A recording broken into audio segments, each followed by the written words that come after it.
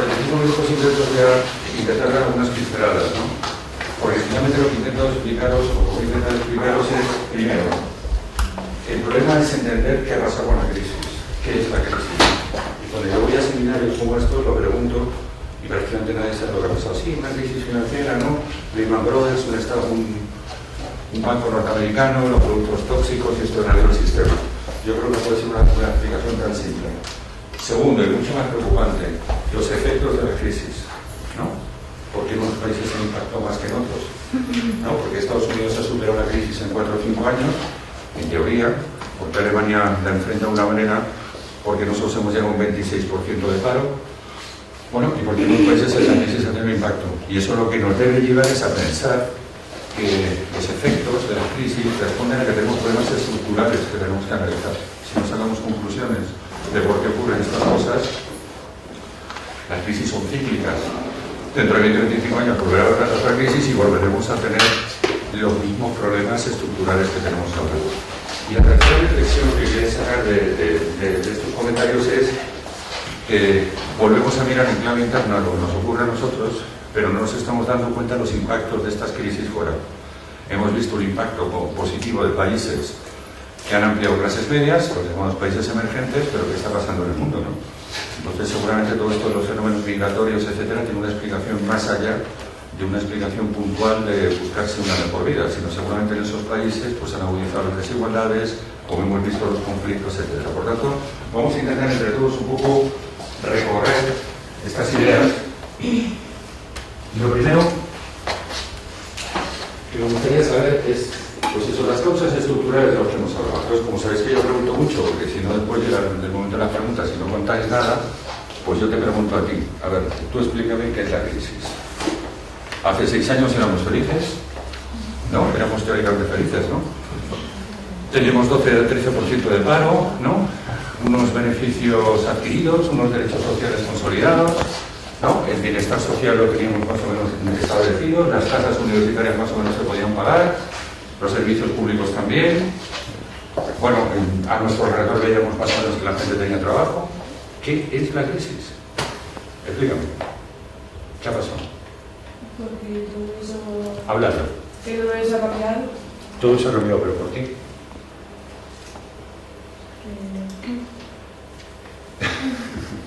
No seas tímida, ¿eh? Hablemos con confianza. Si lo que quiero es simplemente conceptualizar, yo tampoco lo tengo claro, ¿eh? ¿De acuerdo? O sea, lo que pasa es que, por supuesto, después de 7 años, que se habla de la crisis, que todos hablan de la crisis. Vosotros si llegaréis a casa, hablaréis con vuestros padres y os dirán, hay que ver cómo estáis. No estoy hablando ahora de la corrupción, ¿eh? Que ese es un efecto ¿de acuerdo? O sea, en la crisis sale lo peor, esto como concepto de las sociedades, ¿no? ¿Qué es la crisis para ti? ¿Qué ha pasado? Ha cambiado todo. ¿En qué sentido ha cambiado? Antes éramos buenas personas, ahora somos malos. Antes no había especulación, ahora sí la hay. ¿No lo tienes claro? ¿Tú? Sí, pero no sé cómo expresarlo. Un cambio en la situación, tanto económica, social, de derechos también, de servicios, pues de calidad de vida, de mentalidad también. Pero esos son los efectos, ¿no? Sí, pero mi pregunta es el origen, ¿no? O sea, el origen para mí ha sido algo como especulado, como todo. O sea, estábamos especulando con todo y de repente ya no hemos podido ya inventar más de lo que estamos inventando. Es como tocar fondo, llegar al final y no poder seguir por ese camino. No sé. O sea, llevamos como un modelo, en cierto modo, un poco artificial, ¿no? Sí, ficticio, totalmente ¿no? ficticio. Eso de que dicen de que vivíamos por encima de nuestras posibilidades, ¿crees que es verdad? Sí. Sí. Pero Sobre todo en ¿no? España. Yo creo que en España, con el tema de pues, la compra de vivienda, es un concepto que tenemos arraigado desde, pues, no sé. Pero eso era un factor, yo os pregunto, ¿de acuerdo? O sea, no me importa que este seminario a lo mejor lo entremos ahora en la parte más académica, sino me interesa más conceptualizar cosas con vosotros, ¿de acuerdo? Lo importante, tú hablas del tema de las viviendas, ¿no? El tema de las viviendas es porque realmente nos hemos vuelto todos locos y hemos empezado a comprar, o porque el origen de todo esto es que nos han vendido de que no hay problemas comprar hipotecas a 40 años. Claro, nos han vendido motos, pero claro, es que es muy no hemos importante tenido tampoco... explicar, no digo que no seamos responsables, ¿eh? pero también el modo de Sí, trasladarnos, claro. ¿no? Que hemos sido, bueno, que Aparte que el alquiler estaba a un nivel como la hipoteca, entonces también pensaba para que tenemos voy cultura a... del alquiler en España. No, ¿Y por qué no? ¿Por qué, perdón? porque somos latinos. ¿Y los latinos no tienen cultura del alquiler? Nosotros los latinos que procedemos del derecho romano tenemos más Propiedad. propiedad que Ajá. el alquiler. Entonces eso es un análisis histórico Tenemos más cultural correctamente, tenemos más concepto de propiedad que de posesión. que de posesión. Y estamos muy equivocados. Ajá. El que tiene la posesión verdaderamente te tienen que demostrar que no es tuyo. No sé si a lo mejor los compañeros que no son de derecho desconocen la Bueno, para cambiar diferencia. esa cultura, con una hipoteca de 40 años de 250.000 euros, lo primero que tienes que entender es que no es tu casa, es del banco. Hombre, y A aún mí así... me han O sorprendido, sea, pero tenemos no que soy cambiar un así. poco el chip. Pero aunque la pagues, es que tú tienes que pagar tu contribución, si no deja de ser tuya, o sea, Bien. estamos muy equivocados. Por resituarnos. Entonces, tenemos un concepto de que tenemos un cambio cultural, tenemos un concepto de que tenemos un modelo de bienestar, el origen no tenemos del todo claro por dónde va, parece que empezó con un contexto financiero especulativo internacionalmente, eso inunda los mercados y la explicación fácil que nos han dado es que cada vez que tose Estados Unidos, pues nos contagiamos los demás, ¿no? A mí me sigue resultando una visión muy simplista de la crisis, ¿no? No puede ser solamente que un banco o 3 o 4 bancos tengan problemas financieros en Estados Unidos y eso irradia la economía. Yo entiendo que hay vasos comunicantes, ¿no?, en el sistema económico, ¿no? Pero me parece que, o sea, llegar a una crisis tan profunda como la que hemos llegado tiene que tener alguna otra explicación. Que es lo que yo hablaba de problemas estructurales no resueltos. Cuando hablábamos de el mundo ficción, ¿no?, el paraíso en el que todos hemos querido vivir, en el que yo me puedo sentir responsable, pero desde luego no me echo en la espalda problemas de gestión de otros. Es que también a veces nos trasladan la responsabilidad de los ciudadanos, que debemos tener nuestra parte de responsabilidad, pero también tenemos que situar que la responsabilidad es de quien toma decisiones para que determinados modelos se consoliden, ¿no? Sí, pero Esto hay nosotros que somos situarlo los que bien, ¿eh? votamos a esas personas, entonces yo sí que creo que tenemos una responsabilidad muy clara, que no somos conscientes del poder que tenemos como individuos, Ajá. porque nos creemos que es eso, como que todo va aislado a nuestra persona, y yo creo que no. Bueno, ¿alguna reflexión más sobre la crisis, sobre lo que nos pasa? ¿Alguien que pueda apuntar algo positivo? ¿Algún concepto nuevo? ¿No? Ahora voy a ir por atrás, a preguntar. Bueno, entonces vamos a ver. Lo primero que de lo que estamos hablando es algunas causas estructurales, ¿no?, que algunos habéis dicho. Expansión de la economía. Ya lo hablaba, no lo hablo yo. Si vemos un poco, si alguien ha estudiado un poco política económica, pues esto va por fases, pero claro, en 70 o 80 años en una hemos pasado de estructuras binacionales, de modelos capital-trabajo, a un modelo especulativo. La expansión de los mercados, yo creo que cuando pongo opacidad es por todo lo que estamos hablando aquí. Si seguramente no es un problema de ignorancia, es que simplemente el buscar información de saber cómo están funcionando los mercados internacionales es súper complejo, porque al final todo el día estamos hablando de conceptos. Dicen, hemos hecho un máster de economía en los 2 últimos años, pero claro, un máster de economía es, si yo digo, ¿qué es la prima de riesgo? ¿Alguien me puede explicar qué es la prima de riesgo? Yo lo que han explicado, que es la diferencia en relación con Alemania, ¿no? Pero que no entiendo yo muy bien. Pero todos los días, escucháis prima de riesgo todos los días, ¿no? Prima de riesgo, ¿todos habéis escuchado prima de riesgo? Yo os pregunto, ¿qué es la prima de riesgo? ¿Quién me lo explica? Pongamos simplemente para ponernos en un sentido, yo tampoco lo tengo claramente, pero es algo que fijan desde fuera, que supone que según nuestra confianza país, que no sabemos quién la determina, nos supone más o menos interés en el dinero que nos prestan, ¿de acuerdo? O sea, todos vivimos sobre préstamos, ¿de acuerdo? Los países también, necesitamos dinero, tesorería, que viene de mercados internacionales, que nadie sabe quién son, que son fondos de inversión, que son, en fin, hay un conjunto de prestadores, por no llamarles prestamistas de dinero internacional, que inyectan dinero en las economías, que es lo que nos permite tener cash. Pues eso pasa como cuando tú ibas a un banco, ahora ya no veo dinero, pero antes nos daban dinero, ¿os acordáis? Pues igual. Entonces la prima de riesgo es alguien, que no sabemos quién, determina cuál es la confianza que tú como país tienes para devolver ese dinero, y por tanto le aplica un interés mayor o menor. Entonces fijaros, cuando hablaban de la prima de riesgo está, ¿os acordáis? A 520 puntos, ¿os acordáis, no? ¿Ahora cuánto está? 130. Hemos bajado de 500 y pico a 130. Esos son 4 puntos. Pero fijaros si es importante ese modelo, porque ese dinero hay que devolverlo. De comprarlo a 500 y pico, ¿no?, a comprarlo a 100 y pico, es 4 veces más el dinero. ¿Cuál es la conclusión? De que nos hemos endeudado durante esta crisis muchísimo porque alguien ha determinado que no éramos un país confiable. ¿De acuerdo? Confiable para devolver el dinero, porque teníamos una serie de problemas estructurales, ¿de acuerdo? Por eso os acordáis que se hablaba del rescate, ¿de acuerdo? Que en el fondo había un rescate financiero, del que hablaremos después. Bien. Por cierto, todo lo que nos hemos endeudado, ¿cuánto representa respecto al PIB? El PIB, el Producto Interior Bruto, es toda la riqueza que tenemos como país. Sumemos todo, ¿de acuerdo? Todo el patrimonio, todos los edificios, toda nuestra capacidad industrial, todos los ingresos que generamos por exportaciones, es nuestra riqueza, es lo que valemos como país. ¿De acuerdo? ¿Cuánto debemos en relación a toda nuestra riqueza nacional? Más del 100%. Por tanto, debemos más que todo lo que producimos y somos como país. Y esto hay que devolverlo en 10, 15, 20 años. ¿De acuerdo? Esto es importante que lo tengamos en cuenta porque forma parte, digamos, de entender la magnitud de la crisis y los efectos que tiene. Entonces, por eso decía que ha habido una expansión de los mercados y hemos pasado de un modelo productivo a un modelo especulativo, que es lo que estabais diciendo. Es decir, algunos compañeros han estado en algunos seminarios que hemos hecho sobre banca ética. Los países más desarrollados no son los que producen más, ¿me explico?, sino los que tienen los resortes para, produciendo fuera a menor coste, tener entre comillas la marca para vender.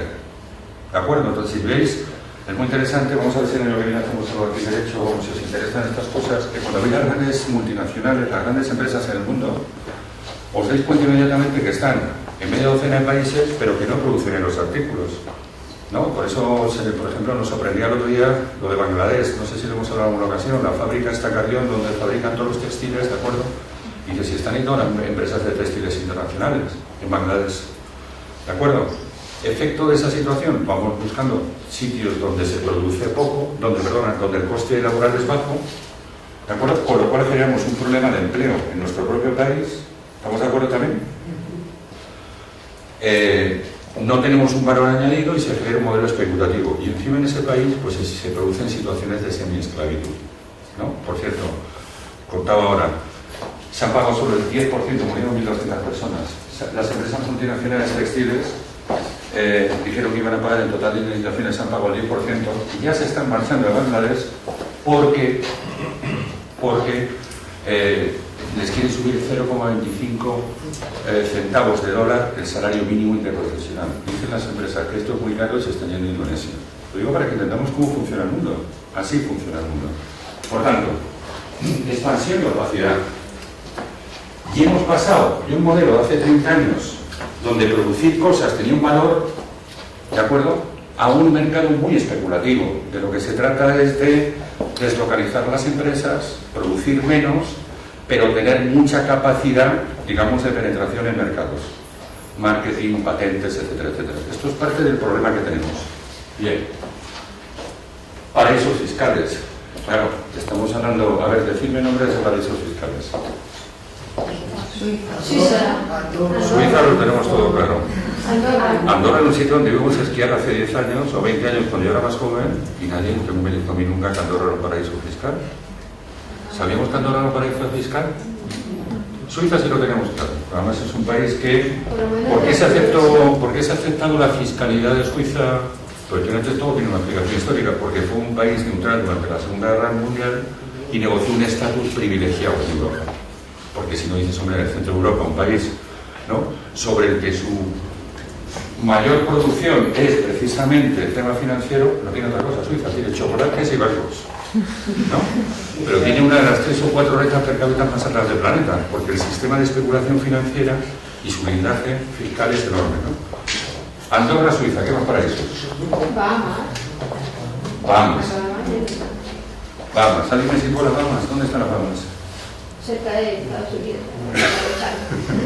Lejísimo, ¿no? Las Bahamas. Luxemburgo. Luxemburgo no es un país que esté en la lista de paraísos fiscales a nivel internacional, pero lo es. Es que digo, claro, que cuando hablamos también de las cosas que después hay que cambiar, que cuando está registrado siempre hablamos de las Islas Vírgenes, de las Bermudas, de Bahamas. Esto es lo que nos parecía, no que eran paraísos fiscales. Gibraltar. Belice. Belice. ¿Dónde está Belice? ¿Dónde está Belice? Bueno, sí, claro, cerca de, pegado a Guatemala, ¿vale? Guatemala, México. ¿Qué más paraísos fiscales hay? Creo que Liechtenstein. ¿Eh? Liechtenstein. Es otro país también porque lo has escuchado ahora con toda esta trama también. Efectivamente, Luxemburgo, esto está en el corazón de Europa, ¿eh? Fijaros de lo que estamos hablando. Y hay más paraísos, pero fijaros que hay paraísos que, por ejemplo, creo que nos damos cuenta, el sitio donde más empresas tienen, digamos, personalidad jurídica propia, externa, con un paraíso fiscal es en Estados Unidos. Yo os daré el dato. En un estado. En un solo edificio, nos decían otra día, hay 2.500 empresas registradas en un edificio, en una oficina. O sea, no pensemos que los paraísos fiscales solamente son paraísos lejanos, ¿no? Es que hay marcos regulatorios fiscales en los propios países que, dependiendo también la importancia que le dé el propio país a la existencia de esa situación, también los promueven. También los promueve. Lo mismo, ya no quiero entrar en muchos detalles, que la propia regulación fiscal en España no es igual en todas las comunidades autónomas. Eso lo sabéis, ¿no? Lo sabéis. Y por tanto puede ser mucho más beneficioso para un deportista, pues por ejemplo, domiciliarse en Navarra, aunque viva en Valencia, que a lo mejor en Castilla-La Mancha, dependiendo de la presión fiscal que tú le apliques a eso, porque hay impuestos que están descentralizados. Eso es otra historia. Bien, entonces, lo que tenemos que entender es que todo esto viene de un fenómeno especulativo que ha cambiado la economía, que hemos pasado un modelo productivo, como decían, a un modelo muy especulativo, que todo esto además se ha articulado con un montón de paraísos fiscales donde estos movimientos de capitales han ido situando sus dineros y donde además, si no hay tratados de reciprocidad, que después veremos, tú no me tienes por qué dar a mí la información, que este es el lío que tenemos ahora, porque la gente se va a Suiza, pero Suiza no tiene por qué dar la información. O Andorra. Habéis visto el caso de los Puyol, ¿no? Dice, sería muy sencillo, ¿no? Yo le pido a un juez, yo como juez español, le pido a Andorra que me dé la información y punto. No es tan sencillo. ¿De acuerdo? Porque en el fondo, si dan la información, se les acaba, entre comillas, sus beneficios como paraísos fiscales. ¿De acuerdo? Bien. Movilización de fondos, comercio real y inversión productiva. Bueno, de esto hablaremos después. Los efectos, recesión de la capacidad productiva, cada vez producimos menos. Si dijéramos en España qué queremos ser de mayores, ¿en qué somos buenos en España? ¿Qué hacemos bien? Aparte de jugar al fútbol, que ya no somos tan buenos. Pero en general, ¿no? Somos buenos en deporte, pero vosotros desde el punto de vista económico, a ver, identificáis el país, veis cosas, os movéis, compráis, sois consumidores, viajáis al exterior. ¿En qué somos buenos? En consumir. ¿Eh?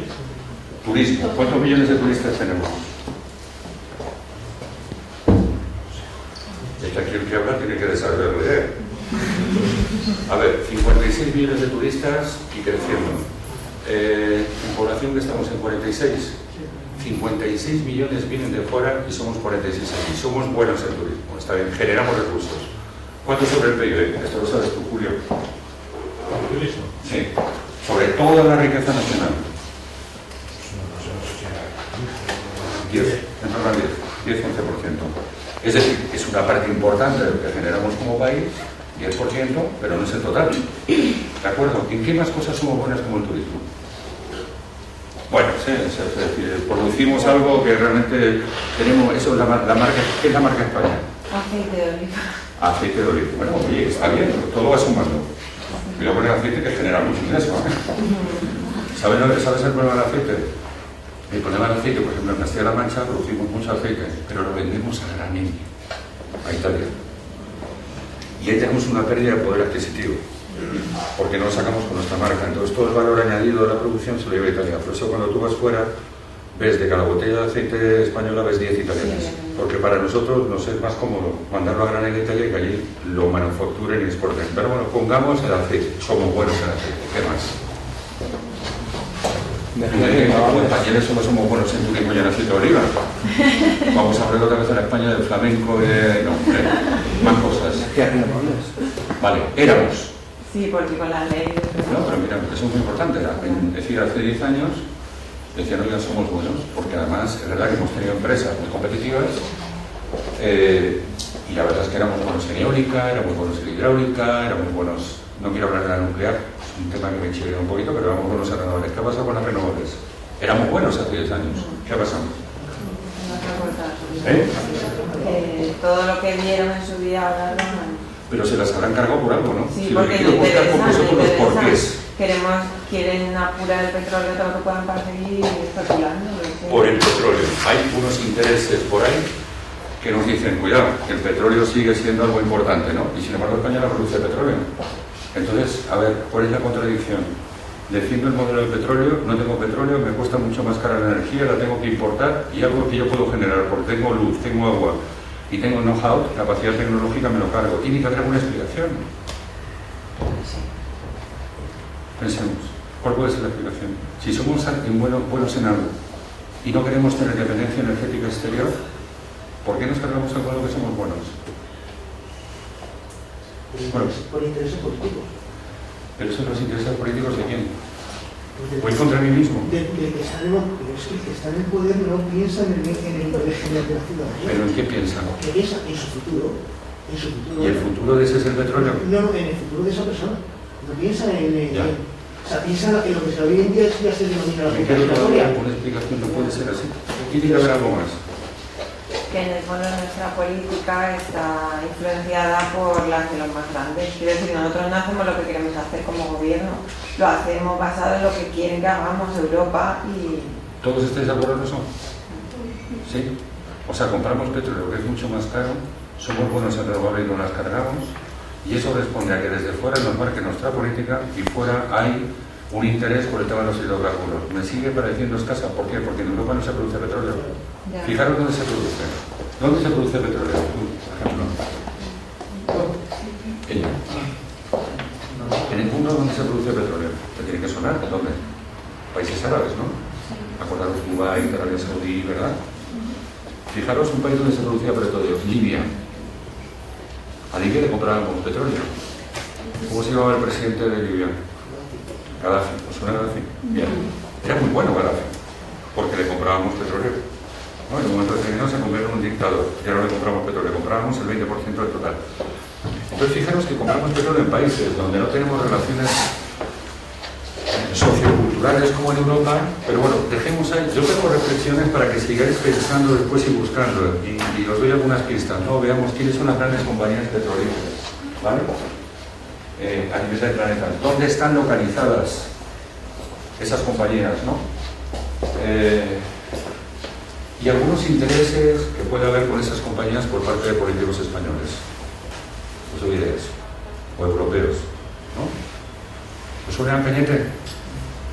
¿Os suena a Cañete? Pues nuevo comisario de energía. Profundizar en eso. Bien, a partir de ahí, más cosas. O sea, somos buenos en renovables, en aceite y en turismo. ¿Qué más?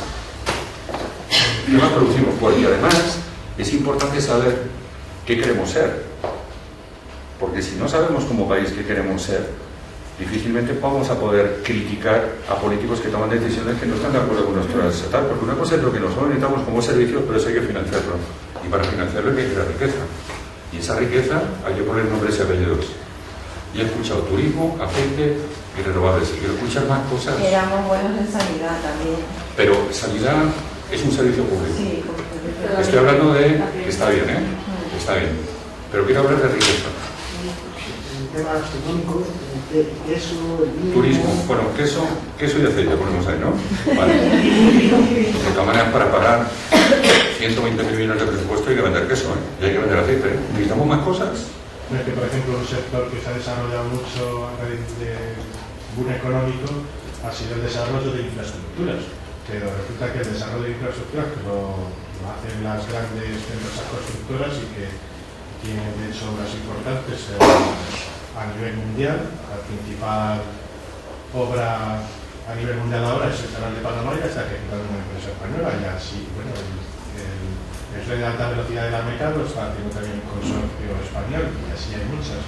Pero sin embargo, ese sector que se desarrolló con el boom económico, pues ahora realmente en España, a nivel local, para dar trabajo a la cantidad ingente de parados que hay, pues ha dejado de tener realmente peso aquí a nivel nacional, porque realmente está ya todo hecho en estos años de bonanza económica que se ha construido todo lo que se podría construir en 20 años. Bien, entonces pongamos que somos buenos en infraestructuras, ¿no? Hemos tenido grandes empresas, ¿no?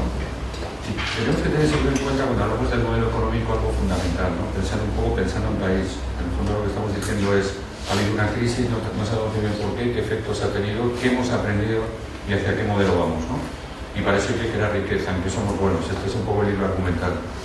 Hay que tener en cuenta también en este tema del empleo, que es el factor clave, ¿no?, de cohesión social de un país, porque es lo que genera capacidad propia para hacer cosas, para gastar, para consumir, y es muy importante que siempre hablamos de las grandes empresas.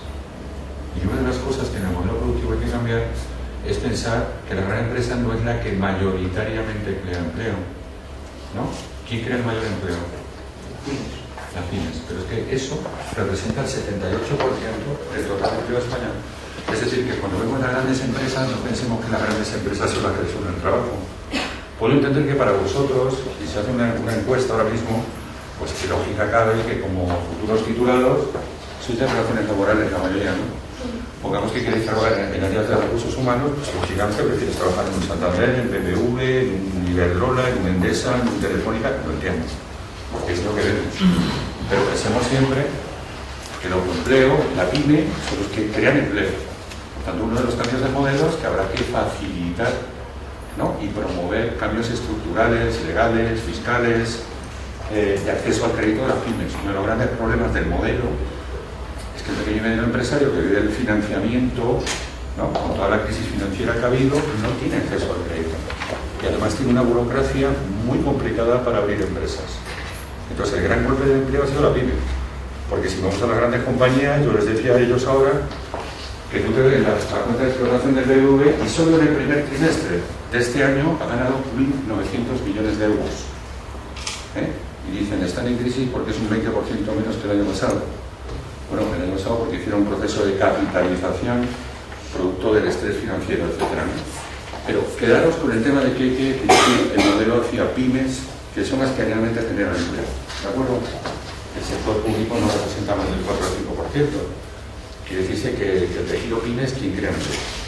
Por otro lado, estos efectos, como hemos dicho, han hecho una recesión de la capacidad productiva, es decir, el modelo nos ha llevado a pensar que la especulación es más rentable. ¿De acuerdo? Y esto cuando se asienta en una cultura económica es muy complicado. Parte del problema que ha tenido América Latina, en términos de inversión productiva, es que las clases altas de las sociedades entiendan que la inversión no puede ser especulativa, sino debe ser en el país. Entonces ha pasado en muchos países latinoamericanos que, comillas, los ricos entendían que era mejor especular comprando pisos en Miami que arriesgando en su propio país. Es un cambio, ahora se está produciendo ese cambio de cultura. ¿Por qué? Porque si tú haces inversión productiva en tu país, ensanchas tu clase media. Si ensanchas tu clase media, hay más capacidad de consumo. Y si hay más capacidad de consumo, ganamos todos. Pero estos cambios de chips son complicados, ¿no? Sobre todo cuando hay grandes brechas de desigualdad. Yo prefiero especular, arriesgo menos, ¿de acuerdo?, que arriesgarme a crear estructuras productivas reales, donde genero empleo. Pero procesos de más riesgo, claro. Lo otro es fácil. Lo otro es, como os digo, pues compro pisos, que eso ha pasado mucho en este país. Ha habido una gran especulación, porque es verdad que cuando hablamos del problema inmobiliario, no solamente es el que accede a la primera vivienda. Durante los años 70, 80 se liberalizó el mercado, época Boyer, del sector inmobiliario, porque ganaba todo el mundo con la especulación inmobiliaria. Ganaban los ayuntamientos porque liberaban suelo y cobraban impuestos de los pisos que vendían. Ganaba Hacienda porque también entraban impuestos directamente. Ganaban esta cultura de propietarios que dices tú que tenemos, porque de alguna manera me sentía propietario de nada, porque en el fondo el piso tampoco era mío. Pero en otros casos seguía comprando pisos porque especulaba con esos pisos, ¿no? Entonces eso fue la gran burbuja. De hecho en España hay más de 1 millón de viviendas sin ocupar, ¿no? Y nadie ha endurecido a la ley de decir usted no puede especular, ¿no? O la alquila o va a pagar impuestos de verdad. Entonces este modelo especulativo es el que nos ha llevado pues a un tema de cambiar lo productivo por lo especulativo. Hemos perdido en producción, hemos perdido en utilidades, hemos perdido en empleo y, lógicamente, hemos perdido en recaudación fiscal. ¿De acuerdo? Porque la especulación da poco dinero. Si nosotros da poco dinero en términos de ingresos. Por eso, por ejemplo, uno de los temas que veremos después es que la reforma fiscal es que penaliza al de la nómina, ¿no? Penaliza a los funcionarios, penaliza al que tiene, digamos, porque es fácilmente investigable, ¿no? Con unos niveles de presión fiscal muy altos, y sin embargo, cuando vas a ver la presión sobre las empresas, por ejemplo, ves que los impuestos de sociedades que pagan por beneficios son muy bajos. O el famoso tema de la SICAP. ¿Alguien sabe lo que son las SICAP? Si lo sabe, venga, explícalo. Pues se juntan varias personas que tienen dinero y en vez de pagar lo que establece de beneficios fiscales que está aplicando el Ministerio, pues pagan un 1% al fisco. O sea, yo me monto una empresa de inversión externa, ahí coloco dinero y ahí le presiono el 1%. Y ese es el gran envolvente, ese es el gran saco de evasión fiscal, uno de ellos, aparte de los paraísos fiscales. Por terminar este tema, en todo esto que podemos hablar, que se podría llamar evasión fiscal, ¿de cuánto dinero se calcula que estamos hablando al año? ¿Alguien tiene una cifra? Entre 35 y 45.000 millones de euros se van en todos los años del dinero. Eso resolvería todos los problemas que tiene este país de déficit público. Por tanto, cuando escuchemos un poco en el cambio de modelo, hay que meter distintas variables, ¿no? ¿Qué queremos ser? Lo primero que tenemos que tener en la cabeza, ¿qué quiero ser yo individualmente? Que no le voy a preguntar. O sí te lo voy a preguntar. ¿Tú qué quieres ser? No me digas feliz. Pero, por ejemplo, ¿en qué te gustaría trabajar? Laboralmente. Una gran empresa. No me digas, a lo mejor ahora quieres ser todo claro, pero, por ejemplo, una gran empresa, una pequeña empresa, ¿te gustaría ser emprendedora, montarte una consultora, irte al extranjero? Dame alguna pista. No, pero trabajo en una empresa. Gran empresa. Vale.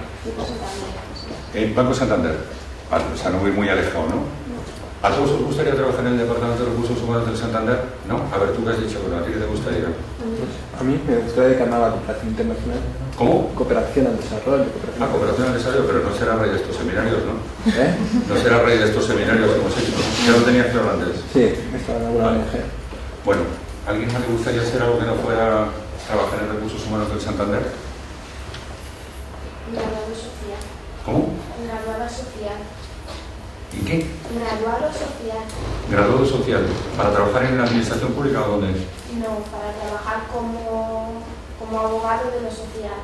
En temas laborales. Inmigrantes, temas de igualdad, este tipo de cosas. Temas laborales. Laborales en general. Abogado de lo social. De lo social. Bien. Pero fijaros que, claro, para empezar a hacer una construcción de qué queremos ser como país, tenemos que empezar a hacer primero una construcción individual para llegar a una construcción colectiva. ¿Qué quiero ser yo? ¿No? Y yo sé que no es fácil cuando acabas una carrera, pero sí al menos tener algunas ideas generales, ¿no? Me gustaría trabajar en lo público, en lo privado, desde una óptica internacional, desde el autoempleo. O sea, hay que construirse pequeños interrogantes para llegar al final a pequeñas respuestas. Después el mundo te lleva a Dios sabrá por dónde, ¿no? Pero en una sociedad, en un país es lo mismo. Y si hablamos de un modelo global, como decía Ana, pues es igual. Tenemos que empezar por saber qué país queremos. Y para llegar a esa conclusión tenemos que saber, de momento mantengamos en lo que somos buenos. Eliminemos lo que sea especulativo y no produce cosas y por tanto no genera empleo, y a partir de ahí podemos empezar a establecer esa reflexión general. Y esa es la parte que se escucha poco en los discursos políticos, ¿no?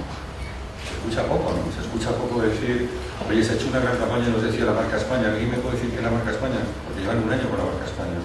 ¿Qué es la marca España?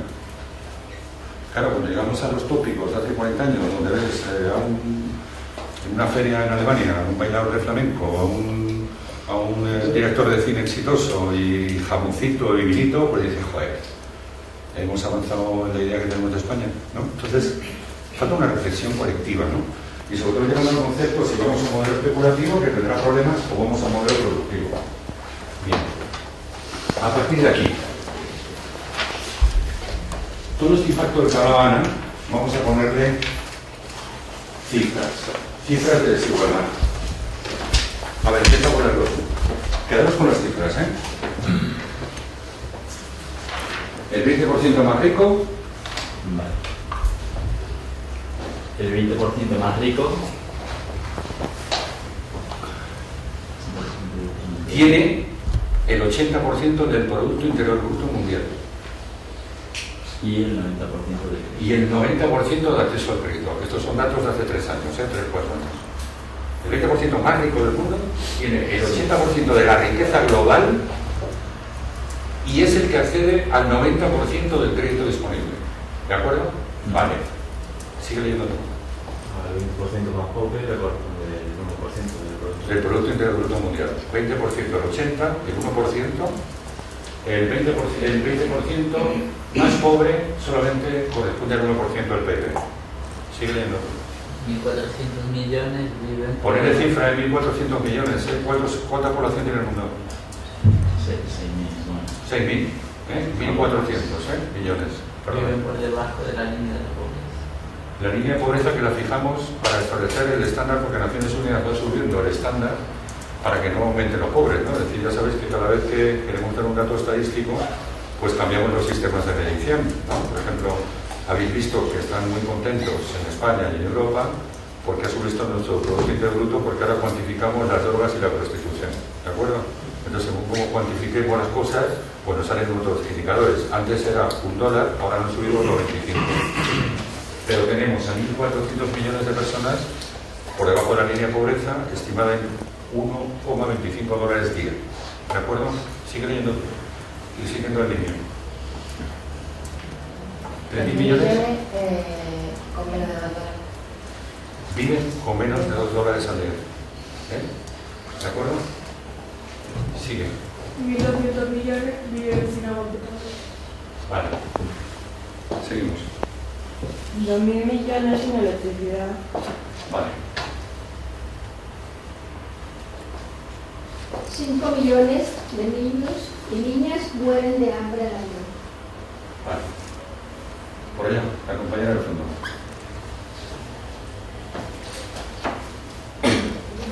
Sí, la graduada social. ¿Uno de cada?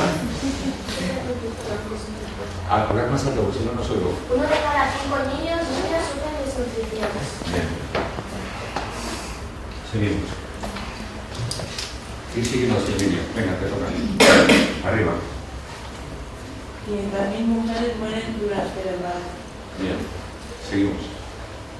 1.000 millones de trabajadores están desempleados o subempleados. Después el director de la OIT, que además hemos traído precisamente porque soy de Relaciones Laborales, director de la Oficina Internacional de Trabajo, os hablará más de la parte laboral. ¿De acuerdo? Seguimos. 1.200 millones son analfabetos. Vale. Adelante. Ay, perdón. 130 millones de niños y niñas no reciben la educación. Solo el 15% termina el ciclo básico y el 3% educación superior. Vale. 300 millones de niños trabajan 50% del trabajo de leer. Bien. 300.000 muertos al año por el cambio climático. Vale. 50 millones de refugiados climáticos. Refugiados climáticos. Vale. Este es un concepto de desarrollo, ¿no? ¿Qué decimos? Por eso decía el otro rostro de la crisis, que es lo que decía Ana. Aquí no estamos pasando mal, ¿no? Pero fijaros, aparte del cumplimiento de los objetivos del milenio, del que no se habla mucho, grosso modo, no se han cumplido los objetivos del milenio. Es verdad que se ha avanzado en algo, en nutrición infantil, ¿no? En mortalidad infantil, en algunas cosas ha avanzado. Pero la brecha de la desigualdad, ¿es esto? Sí. Ah, vale. La brecha de la desigualdad ha aumentado, ¿no? Ha aumentado y como el mundo es interdependiente, veremos, esto no solo que les afecta a ellos, nos afecta a nosotros, ¿no? Bien, a partir de lo que hemos hablado un poco, entender lo que es la crisis, no entenderla, pero reflexionar sobre los argumentos, ¿no? Sobre hacia qué mundo vamos, ¿no? ¿Cuál es la expresión de ese mundo real a partir de la crisis en datos globales, ¿no? Veamos algunos elementos que configuran el contexto global. Aumento del precio de los alimentos, no para nosotros, olvidaros de nosotros. Lo curioso es que aumentan el precio de los alimentos países que producen alimentos, porque el problema no es la materia prima, ¿no? Que no vale. Y esto un día lo podríamos hablar en relación al comercio internacional. Es decir, el gran cambio de modelo tiene que venir en el contexto global, donde lo que vale en este momento en el mundo no es lo que se produce, ni en términos de manufactura, ni en términos de materia prima. Lo que vale es la marca. ¿De acuerdo? Entonces, cuando vemos, por ejemplo, Microsoft, ¿Vosotros creéis que Microsoft produce algo en Estados Unidos? Cero. ¿O Google produce algo en Estados Unidos? Cero.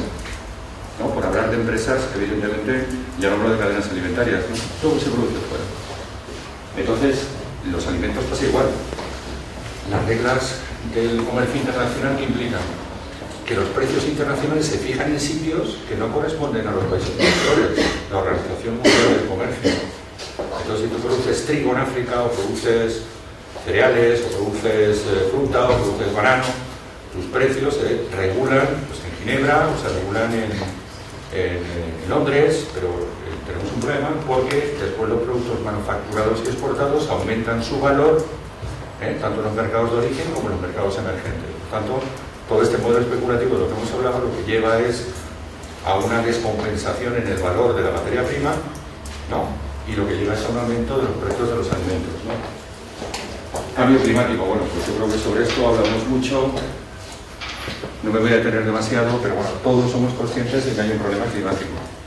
¿No? El problema climático a nosotros nos afecta indirectamente, es verdad que cada año pues, cambian las temperaturas, todos lo vemos, esto afecta a cosechas, a desertificación, pero en países, por ejemplo, que tienen poca agua, esto es mortal, por ejemplo, o el tema de las inundaciones que vemos todos los días con frecuencia, ¿no?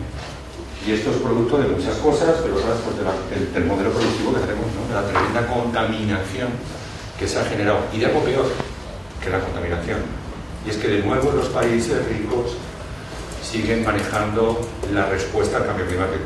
¿Cómo? Por ejemplo, el Tratado de Kioto. ¿No? El Tratado de Kioto, que ya sabéis que fue un primer tratado para intentar llegar a una regulación sobre el cambio climático, pues no lo firmaron todos los países, ¿verdad? ¿Quién no lo firmó? Los que más contaminan. Por ejemplo, Estados Unidos y China.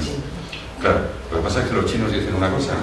Usted me está diciendo a mí ahora que no contamine cuando usted ha contaminado 30 años y ha basado su modelo de desarrollo en la contaminación, ¿no? Cuando el proceso industrial te está pidiendo a mí lo mismo. No digo que los defiendan los chinos.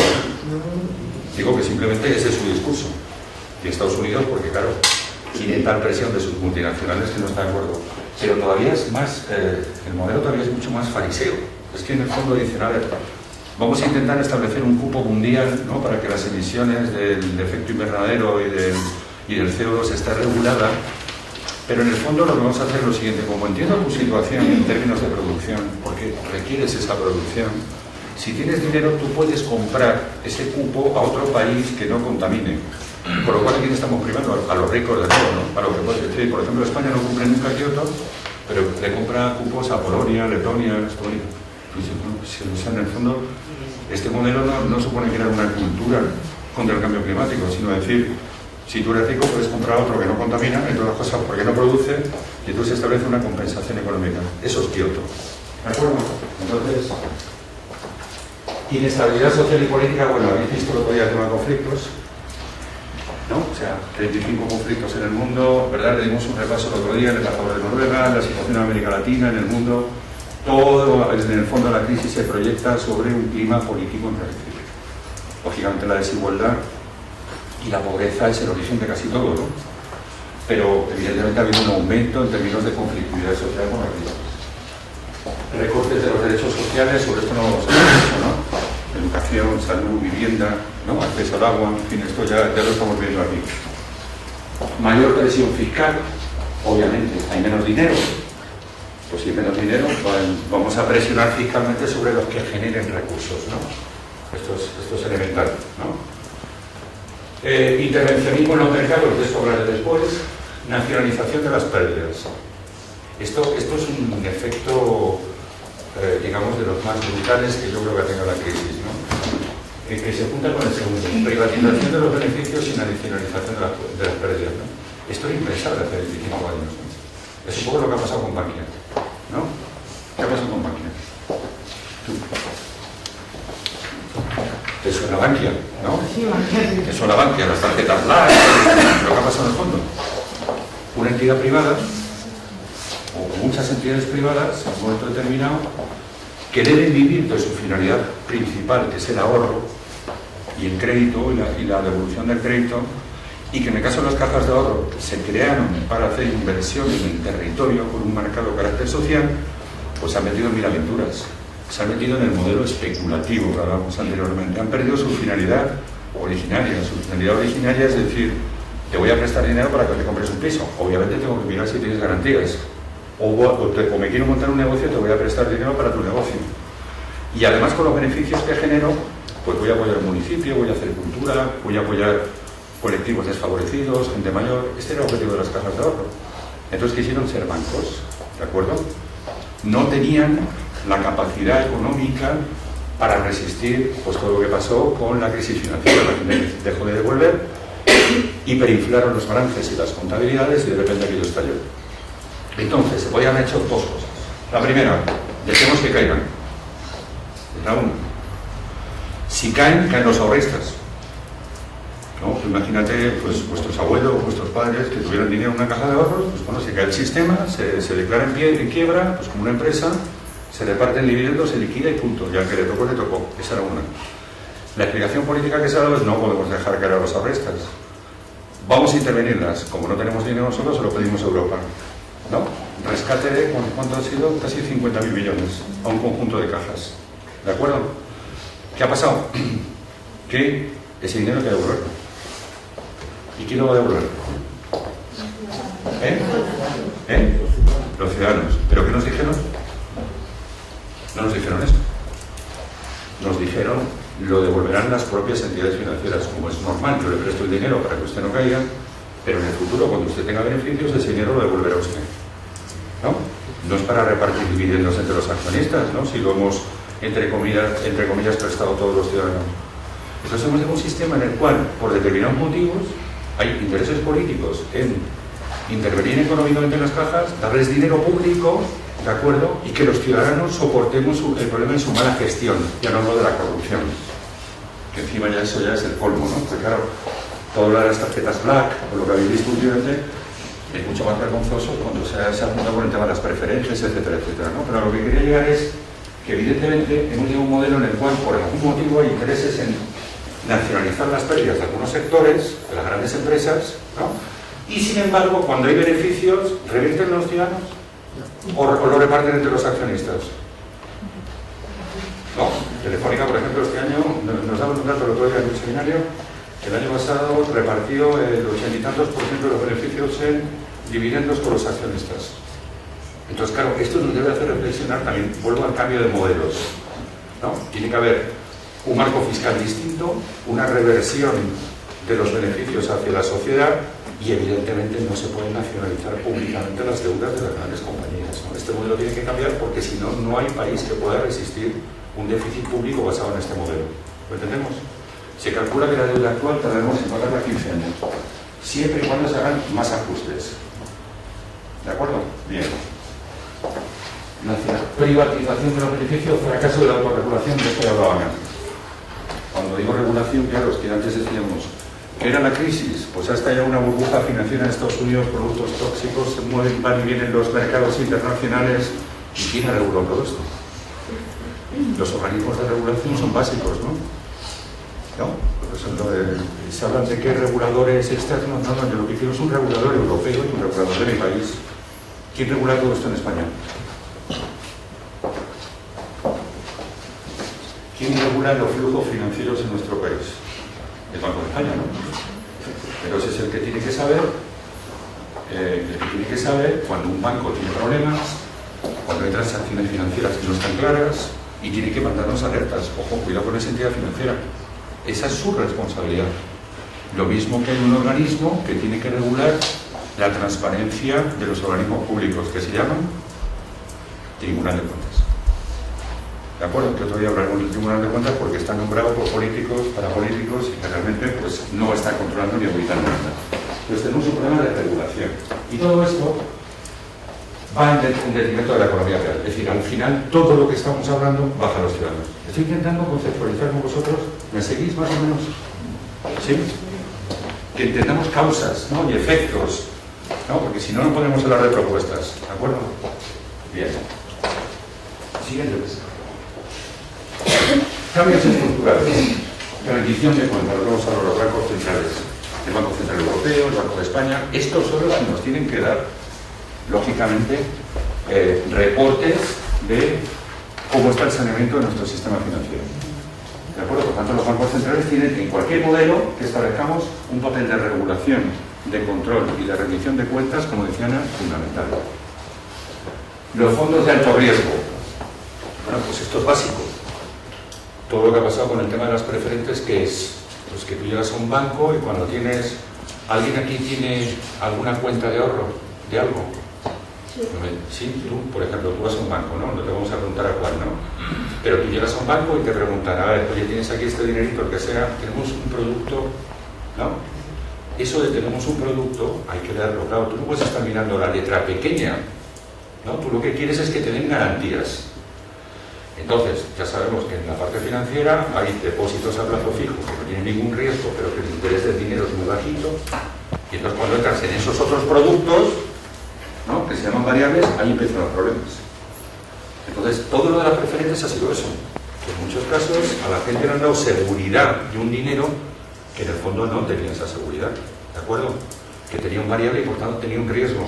Porque esos fondos son fondos especulativos. El banco coge el dinero y entonces empieza a invertir en determinados productos inmobiliarios, en empresas de telecomunicaciones, de energías, etc. Entonces ponen tu dinero a funcionar sobre la base de cálculos que ellos hacen, ¿no? Pero claro, evidentemente todo ese sistema de variables de fondos, cuando se es consumidores financieros, los tenéis que mirar muy bien. Y parte del problema de regulación actual es que tienen que ser cláusulas transparentes. Y esto pasa lo mismo con un pequeño fondo nuevo que a nivel de una transacción financiera internacional, ¿de acuerdo? Por tanto, fondos de alto riesgo, control de beneficios altos ejecutivos. Bueno, de esto ya creo que no me podéis dar un máster todos, ¿no? Habéis visto, fue el director de la Caja de Ahorros, ¿no?, con una indemnización de 4 millones, ¿no? Se subió el sueldo un 400%, ¿no? Entonces lo que quiero decir aquí es uno de los elementos que tiene que cambiar es también la regulación de los sueldos de los altos directivos, ¿de acuerdo? Esto no puede ser que simplemente llegue a una entidad bancaria, por ejemplo en Bankia, el director de la caja, el famoso señor Blesa, se multiplicó el sueldo por 8, nada más llegar. Lo aprobó evidentemente el Consejo de Administración y ha generado lo que ha generado, ¿no? Reforma de las agencias calificadoras de riesgo. Bueno, es que cuando hablan de los ratings, suenan los ratings, ¿no? Hay empresas por ahí de calificación que no sabemos quiénes son, pues igual, califican las deudas, ¿no? Y las definen como de alto, de mediano o de alto riesgo.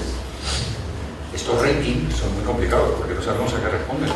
Pueden responder a intereses, entre comillas, especulativos de grandes empresas, etc. Por tanto, lo que hay que hacer es, yo creo que, identificar mucho más la regulación por parte de los organismos europeos, de los organismos nacionales o de organismos internacionales, y no confiar tanto en estas agencias de calificación que no sabemos a qué corresponden.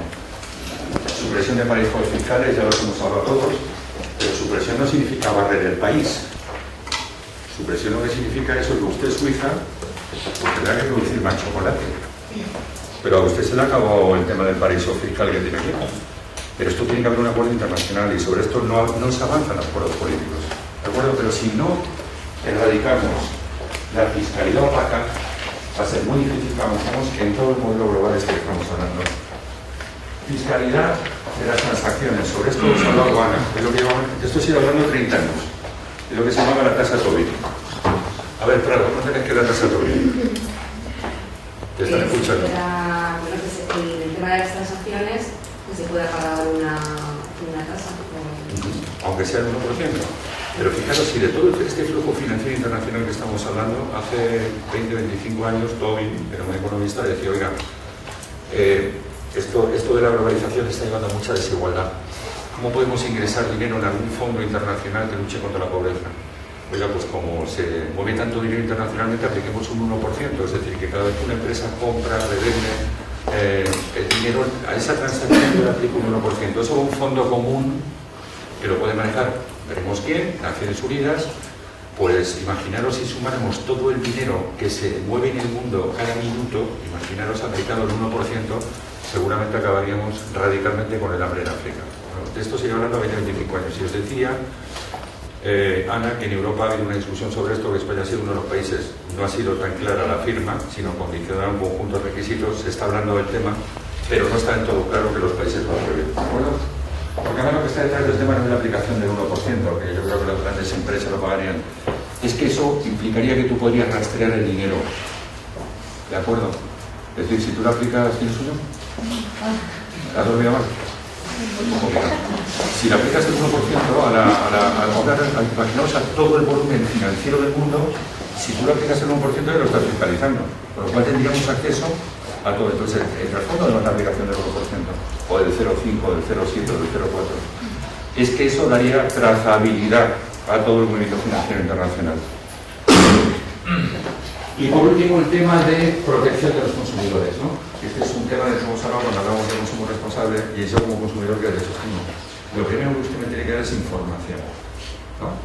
Información verídica, dónde se produce, con qué características, quién está detrás, ¿no? Aparte de aspectos de calidad y de producción, también aspectos laborales, ¿no? Aspectos sociales, ¿no? Entonces, yo creo que hay una desprotección del consumidor, que forma parte de una cultura de que no asumimos nuestros derechos como consumidor. Protestamos poco.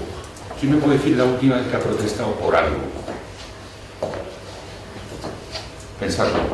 A ver, la última vez que protestaste. Por los recortes de la seguridad social, del personal del hospital. Pero en la calle. Sí. En la calle. Y frente a alguien, ¿cuándo es la última vez que ha protestado alguien por algo? Anoche. ¿Anoche con quién? Frente a mi marido. A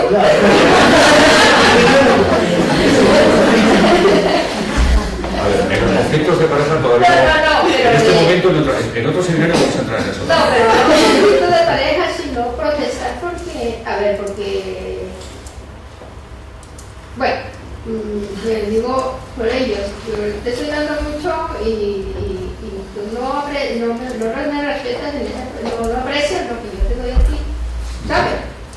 No en relación de pareja, sino en relación de oye, la manera de ver el problema. Claro. Oye, aprecia lo que yo hago por ti. Ahí estamos entrando en un territorio muy interesante. Pero lo hacemos por otro lado. Bueno, yo lo que quería decir es que tenemos que el consumo responsable es importante. Lo hablaremos quizás en otro seminario que yo querría recorrer un poco en el año que viene aquí en Derecho, como nosotros, el tema de la ética pública, de la ética social, de la ética empresarial, de la ética política, de la ética civil, ¿no? Y tenemos que ser conscientes que tenemos derechos como consumidores, ¿no? Y estamos todos los días ante muchas pequeñas decisiones de consumo, consumos alimentarios, consumos de ropa, consumos de vuelos de avión, consumos de viajes de turismo, consumos de educación, ¿no? Tenemos que aprender a defender nuestros derechos. Esto es básico para todo el modelo del que estamos hablando. Me van quedando 5 minutos y no llevo ni una décima parte de lo que quería explicar, pero no me importa. Simplemente quería conceptualizar cosas. Otras propuestas, pues por ejemplo, para la relación sindical. Ahora os hablarán. A pesar de todo lo que está ocurriendo, necesitamos sindicatos fuertes. ¿No? Sindicatos fuertes, que defiendan a los trabajadores. Después al director de la OIT, espero que le preguntéis cosas de los sindicatos, ¿de acuerdo? Lo vais a preguntar, ¿no? Que como los sindicatos y hay que preguntar, ¿eh? Tenemos que superar la crisis de la justicia redistributiva. En un concepto amplio, lo mismo que tenemos que defender nuestros derechos como consumidores, como ciudadanos, ¿no? Tenemos derecho a cosas, también tenemos obligaciones, no puede ser una cultura de derechos, ¿no? Cuando digo redistributiva, es lo que estamos hablando, ¿no? Es que se están abriendo las brechas de la desigualdad, ¿no? Y en todos los ámbitos, en la educación, en la economía, en la empresa, en el género, se está viendo todos los días. Y encima tenemos un acceso cada vez más difícil a la justicia. ¿Por qué? Porque encima nos suben las tasas judiciales. Y nos dicen, esto es para que no haya una especie de overbooking en el sistema judicial. Pero claro, en el fondo es una pérdida de derechos, ¿no? Porque si tú tienes un conflicto X mañana, conflicto civil, un conflicto mercantil, un conflicto, lo que sea, que tú te piensas ir al juicio porque tienes que pagar mucho en tasas judiciales. Parece que eso se va a cambiar, ¿eh? Pero evidentemente ha habido un problema para superar este modelo de justicia. Crecimiento más equilibrado, es decir, una de las reflexiones es que no basta con crecer. Se ha demostrado ya que esa teoría liberal que dice que con el crecimiento y el desarrollo no es verdad. No es verdad. Por tanto van a tener que los economistas reinventarse otro concepto. ¿De acuerdo? Aquí se nos está diciendo, ¿estamos creciendo a cuánto? 1,5%, podemos llegar al 2%, se empieza a crear empleo a partir del 2, 2,5%. Yo creo que el problema sí hay que crecer, pero el problema es crecer cómo y hacia dónde. Aquí tenemos claro que tenemos que crecer hacia el turismo, hacia las renovables y hacia el aceite de oliva, ¿no? Pero tenemos que crecer más, con eso no crecemos suficiente. Ahora, el tema es cómo regulamos ese crecimiento para que llegue de una manera equilibrada a la gente, ¿no? Por eso hablo de la parte fiscal, de la parte económica, de la parte laboral, del modelo productivo, ¿de acuerdo? Equilibrios capital-trabajo, hay que volver otra vez a darle importancia al trabajo, más que al capital, ¿no? Hay que equilibrar altos y bajos ingresos. Como sabéis, esa que dice que estamos en una subida salarial o moderada, no es verdad. Ha habido una reducción, porque el problema no es que el salario sube el 1%. El problema es cuánto está subiendo la vida. Si a ti la vida te sube un 3% y te sube el salario 1, lo que has perdido son 2 puntos, ¿no? Y el tema de género, que ya lo hablaremos, ya hablamos aquí un día del tema de las brechas de desigualdad, vuelve otra vez a haber brechas de desigualdad. Ya se empiezan a escuchar discursos como habéis escuchado incluso de gente como la presidenta de las mujeres empresarias diciendo que en términos de contratación en una situación de crisis, no hay que contratar a mujeres en el fértil. Yo eso hace que no lo escuchaba 40 años. Se está empezando a hablar de eso. Por tanto, ojo con el tema de la vuelta a las desigualdades. Y yo diría, para terminar cosas, parte de lo que hemos hablado, estimular la economía real. Fundamental, ¿no? Trabajar más directamente con la pyme, con las empresas, construir tejido. Inversión en las personas, esto es básico, ¿no? No inversión en grandes modelos ficticios, artificiales, de economía especulativa en las personas. Potenciar renovables, ya lo habéis dicho. Este es un cambio, uno de los elementos fundamentales. Primero por el problema climático y segundo porque son sectores normales de crecimiento y de expansión económica. Nuevo enfoque de responsabilidad fiscal, paraísos fiscales, modelos de mayor control y regulación, todo lo que hemos estado hablando, ¿de acuerdo? Un sistema fiscal que presione menos, digamos, a las personas, a las nóminas, a los trabajadores y eleve la presión fiscal a las multinacionales, a las transacciones financieras, al patrimonio, ¿de acuerdo? Reformas fiscales. Servicios públicos de calidad. Teníamos una buena salud, ojo con eso, está cayendo la salud, también la educación, pero agua, electricidad, basuras, ojo con las privatizaciones, no se ha demostrado que sean una mejor calidad de servicio, sino que pueden ir a modelos especulativos. Reforma fiscal, ya lo hemos dicho, y en el caso del desarrollo, y aquí terminaría, mantener el 0,7. Hay mucha más transparencia, hay muchas más cosas, ¿no? Mejorar la transparencia, la economía social, que es un tema fundamental, que tenemos ahora aquí, pero es una respuesta también alternativa al modelo económico actual. Los fondos capital riesgo, los intercambios comerciales, la compensación de directivos, etc. Solamente creo que, porque yo creo que ya tenemos al ponente, ¿no? Está ahí, ¿no? Bien, y ahora tenéis al director de la OIT. Yo os lo he intentado transmitir dos ideas. Primera, entendamos y profundicemos en las causas de la crisis. Segundo, entendamos que lo importante no son las crisis, que lo son, sino los efectos que producen. Y tenemos que saber las causas estructurales que hay detrás, cuáles son nuestras debilidades. Tercero, aprendamos a construir un modelo propio como país, que tiene que equilibrar los derechos con las obligaciones, pero que también tiene que dar respuesta a problemas como el de la corrupción, la falta de transparencia, exigiendo a los poderes públicos que evidentemente den respuestas a los ciudadanos claras de lo que están pasando. Todo esto armonizado con una buena reforma fiscal que sea un elemento de redistribución y en un ámbito de globalización internacional diferente, con otras reglas mucho más equilibradas, porque al final el mundo es interdependiente, ¿no? Y no nos basta con que haya ricos y pobres. Al final, como en el caso de migración o en el caso del ébola, lo habéis visto, los problemas que afectan no solamente lo económico y lo financiero de Estados Unidos, sino los problemas que afectan a los países pobres, finalmente también nos van a afectar a los países pobres, ¿no? Y crear una cultura de la ética que debe empezar por la educación. Y de eso es de lo que hablaremos en los seminarios del año que viene. Muchas gracias.